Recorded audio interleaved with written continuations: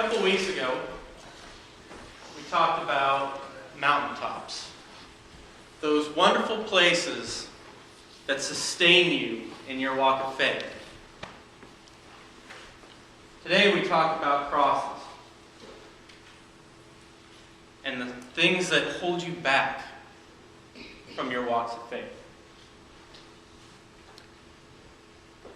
Those things that have managed to infiltrate our lives and try to draw us away from what God would have us do.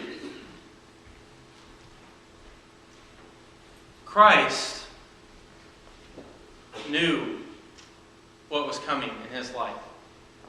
He knew what was God's will. He had to suffer. He had to die.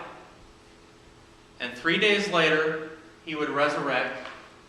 And he had to do all of this for the rest of creation's salvation. It had to be done. His lead disciple, Peter, did not understand that. Not yet, anyways. Peter would step forward when Jesus was talking about this and say, no, that's not how it has to be. That's not what's going to happen. You're going to be with us, God, Lord. You're going to be with us and you're going to help teach, and we're going to have a revolution. We're going to change the world. You're not going to die. You're not going to suffer. You're the Messiah. He didn't understand. And while Peter had this wonderful vision of what it would mean to save the creation in the ways that humans understood, Jesus knew that this couldn't be the case. That was not the divine plan. That was the plan of men and women. And so Jesus says, "Get behind me, Satan." What Peter wanted to happen, it was tempting.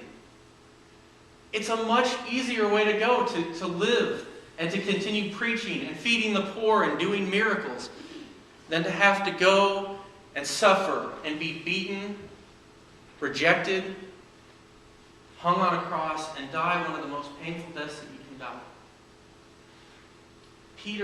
Peter's idea of saving humanity was a much, much easier way to go.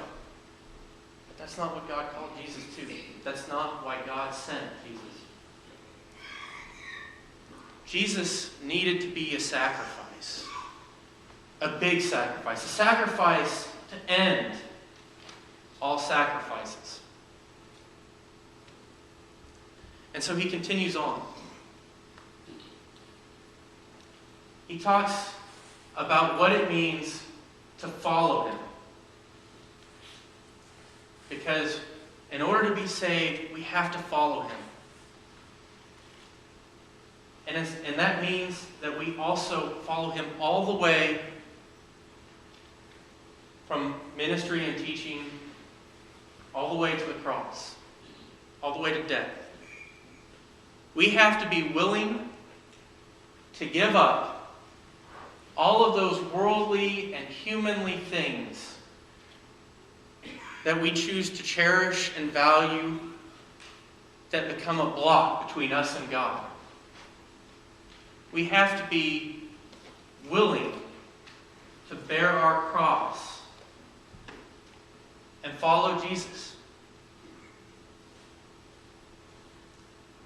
Because no matter how much of those worldly things, those big screen TVs, those fancy cars, those beautiful houses, all of those things that are around us, that while they may be good things, they still manage to take up our time. The houses that cause us to work those extra hours because we have to pay off that mortgage, or the cars that we have to pay off. All of these things that cause us to spend our time worrying about what we have here and not doing what God needs us to do. We're all called. It is an open invitation to everyone to come and take up your cross and follow Christ. You have to be willing to lose your life. And by this, I mean your life as all of those things that make up your schedule. Not necessarily the breath from your lungs, because you continue to follow Christ after you've lost your life. You are reborn in the Holy Spirit. But you must lose that part of you that is focused not on God, but on yourself and on your families and on those things that are very much of this world and not what God wishes. And again, I'm not saying that families and all these things are not wonderful things and you should be doing them. God will call you to be and spend time with your family. But you have to put God first and let God govern how you act and treat and be with your family. When we can take up our cross and when we can follow Jesus to death, then we become that much closer to being Christ-like, and we become a part of Christ's sacrifice. We celebrate communion the first Sunday of every month. Communion, in some traditions, is simply a remembrance of Christ's final sacrifice. In other traditions, it is Christ's sacrifice actually happening once again. In Catholicism, they believe in a real presence of Christ being sacrificed every single time the Eucharist and Mass are celebrated. It is a sacrifice that each person in the Catholic faith, when they take part of communion, is making. Most Protestant denominations go with the remembrance. But nonetheless, the bread and the wine, whether actually being or whether simply representing the body and blood of Christ, invoke the sacrifice, that death that we are all called to continue to put God first. And it is something that we must continue to do. It is not a one-time event. There will always be things that we face in this world. There will always be temptations that pull us back toward this world and away from God.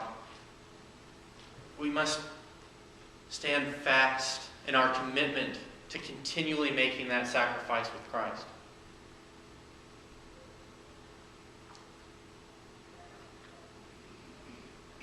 As you go about your lives, think of all of those things that prevent you from doing what God's will is.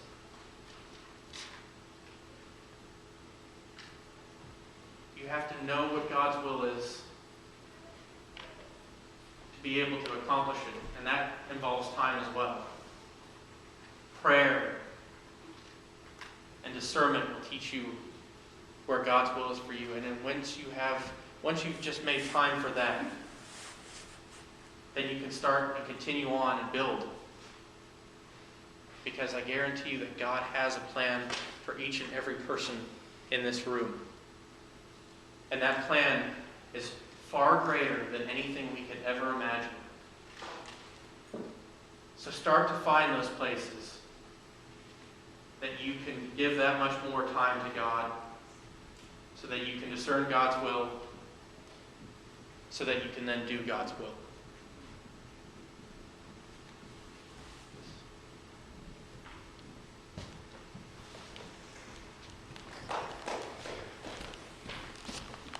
Let's sing our song, hymn number 451.